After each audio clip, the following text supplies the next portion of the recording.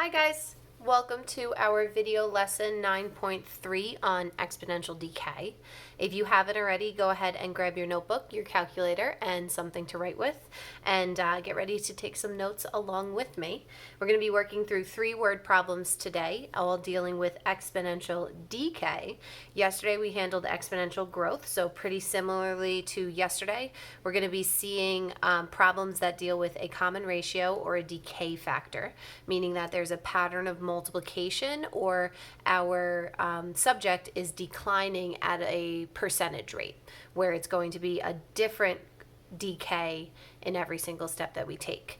We're going to be using the same general exponential formula, y equals a times b to the x power, where a is our initial value or our initial amount, and b is, in this case, our decay factor, which means how much it is decreasing by every single time. And because we're working with decay, what you're going to notice is this number inside the parentheses is going to fall somewhere between 0 and 1 in all of these problems that we work through. And that's how we're going to get that decaying pattern. All right, so let's start it off right away with the first question. Feel free to pause the video and copy down the question before we start dealing with it, or you can write as we go. But the table below represents the number of players at the end of each round of a cornhole tournament. Write an equation to represent the number of players, P of R, left after a certain number of rounds, R. Okay, now this table is a great representation of exponential decay for those people that are visual learners. Okay, at the end of round 0, which if you think logically means that they haven't played a round yet, there's 8,192 players. So that's your starting amount, and that's going to represent my A. And after they play at the end of the first round, that over 8,000 players drop down to just over 4,000 players. So that's a pretty big jump in a decrease of players of more than 4,000 players are already out. And then as we go down, now I'm decaying by about 2,000 players, and then this is 1,000-ish, and then this is about 500-ish. So the amount of players that get eliminated each round starts to get smaller and smaller and smaller as my x values, or in this case my number of rounds, are increasing. That's exponential decay. Okay, the question is, what is our decay factor, or what is our common ratio in this case, or what is it decaying by every single time? All right, well, if you recognize it's an exponential function to begin with, remember that you can find your common ratio by taking any of the two y values and dividing backwards. So in this case, I would take 2,048 and divide it by 4,096. I just put that division into my calculator, and I get 0.5. All right, let's check that just for security with the next two. If I take 1,024 and divide it by 2,048, I also get 0.5. And I can tell you that that's also going to work here, and that's also going to be the same here because I did it that way. Okay, so every single time, even though we divided backwards, we did that in order to find what was the number we were multiplying by. I'm going to change these to x's just to alleviate any confusion. We are multiplying by 0.5 every single time. So it's a little weird to think about it because as you move forward, your numbers are getting smaller. So like, why would we think about multiplication as these y values start to decrease? But we're multiplying by a decimal, and that's what's making them smaller every single time. So you have your a value because that's your y-intercept. That's how many players we started with before the rounds even began. And now I found my b, which is my common ratio as I move through my y values. So let's go ahead and set up our function. They want us to use p of r and r. Okay, so my p of r is my dependent variable. That's the number of players that I'm looking for. My initial amount was 8,192, and my growth factor is 0.5 raised to the r power. Okay, this equation would then be used if I wanted to figure out, how many players are going to be left after the 10th round. I could go ahead and plug a 10 in for R, and then throw that equation into my calculator, and it'll tell me how many players are going to be left over. Okay, not necessary because they didn't ask us to do that, but that's setting up the exponential equation. Okay, question number 2. Again, feel free to pause it and write it out in your notebook before we go through it, or write as you go. Okay, Ryan bought a new computer for $2,100. The value of the computer depreciates by 40% each year. What will the value of the computer be after 3 years?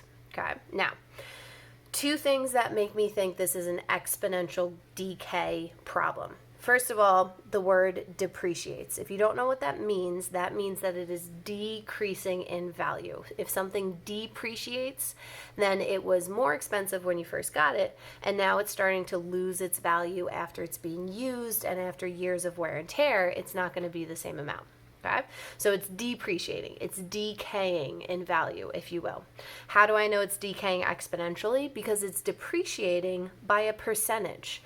Okay, 40% is going to be different each year. 40% of 2,100 might be a good chunk of change, but 40% of $1 is just 40 cents. So depreciating by 40% tells me exponential decay, because that 40% is going to rely on how much the value was the year before. Okay, so I'm thinking y equals a times b to the x power. That's that general format of an exponential function. Okay, now my a value is how much the computer started at, which was $2,100. So I'm going to fill that in. Okay. Here's where things start to get tricky, because a lot of people will think the growth factor is 40 or 40%, but what happens is you're losing 40%. So what happens year to year is you're actually finding what's left after you take away the 40%.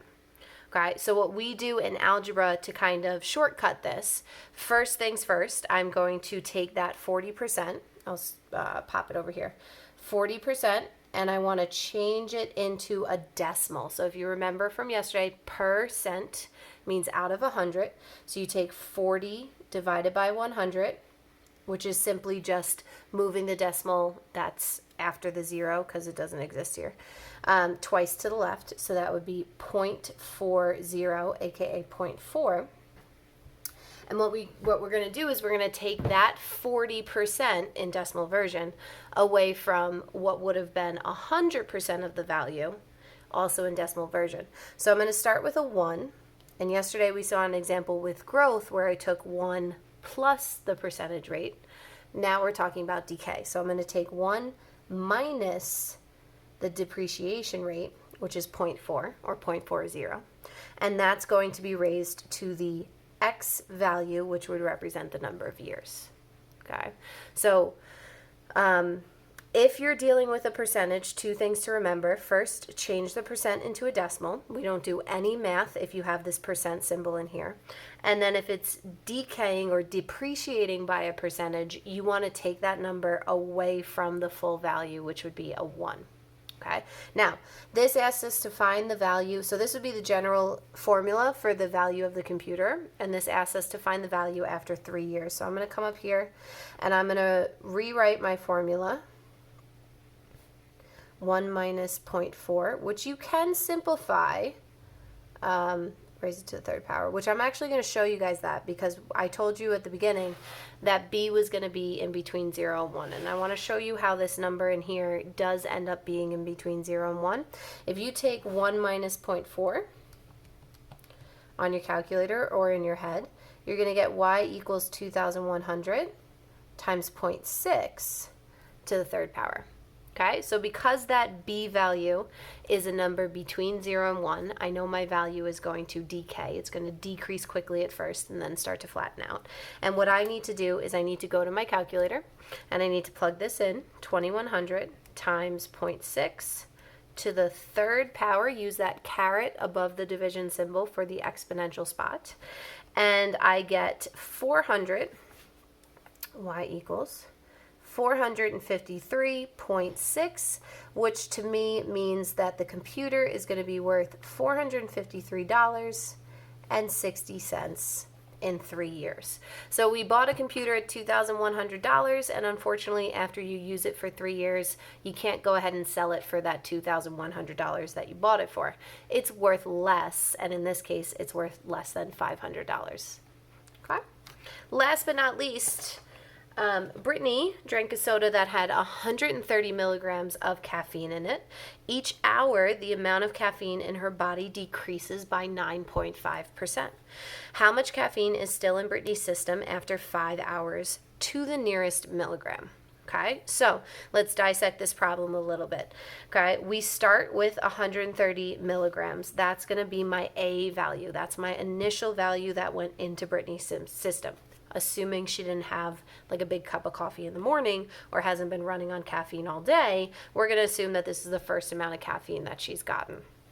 Okay, each hour the amount of caffeine in her body decreases by 9.5%.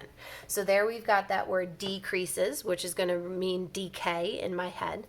And I know it's going to exponentially decrease because it's talking about a change in percentage. 9.5% of a really big amount is going to be a really big number. And then as that amount in her body gets smaller and smaller, that 9.5% is going to have less and less and less of a change in her system.